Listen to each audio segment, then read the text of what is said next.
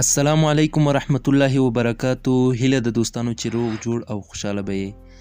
د نن ورځې ویډیو مو د 3 کهکشانونو په هکله دا چې د اندرومیدا کهکشان، د دریګوني کهکشان او د قنتروس یعنی د آس د سر د کهکشان په هکله ده.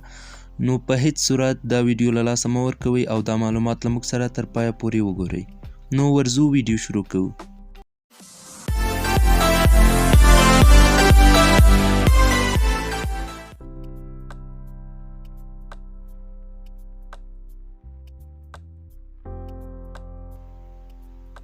د اندرومیدا کهکشان. اندرومیدا د شیدو لار یا د پیو د لار کهکشان ته نږدې ده او له ځمکې څخه 200 میلیونه نوري کلونه واټن لري. اندرومیدا یو حلقوي کهکشان دی چې په هغه کې په سلګونو میلیارده ستوري شته دي. دریګونی کهکشان. دغه کهکشان د شیدو لار د کهکشان په پرتله 4 ځله کوچنی دی چې هم په خپل مدار او هم د اندرومیدا د کهکشان په مدار پورې راګرځي.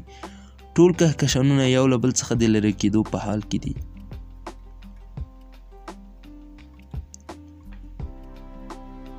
د قنتروس یعنی د آس د سر کهکشان. دا د سړې ورېځې یو کهکشان دی چې د ګرځېدو په حال کې دی او په هغه کې دننه د ستوري د جوړېدو امکان شته. هایدروجني ورېځې د ګرځېدو د جاذبې او چټکتیا تر اغېزې لاندې زیاته تودوخه تولیدوي او په پایله کې روښانه او بلیدونکي ستوري رامنځته کوي. په مجموع کې غټه چاودنه یعنی بیګ بنګ د ستوریو ثوابتو او د هغو د اړونده سپوږمکیو د جوړېدو بنسټ دی.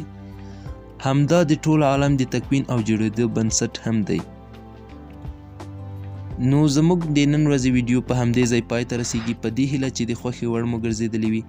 زموږ د نورو ویډیوګانو په تمه هم اوسیږئ. نورې ویډیوګانې هم په دې هکله لرو، جامع، کاملې او د زیاتو معلوماتو لرونکي ویډیوګانې. نو د هغه لپاره زموږ یوټیوب چینل د سره سبسکرایب کړئ، د زنګ بټنه فعاله کړئ ترڅو زموږ له نوي ویډیوګانو څخه خبر شئ. تر بلې ویډیو پورې ښې چارې او ښه ژوند.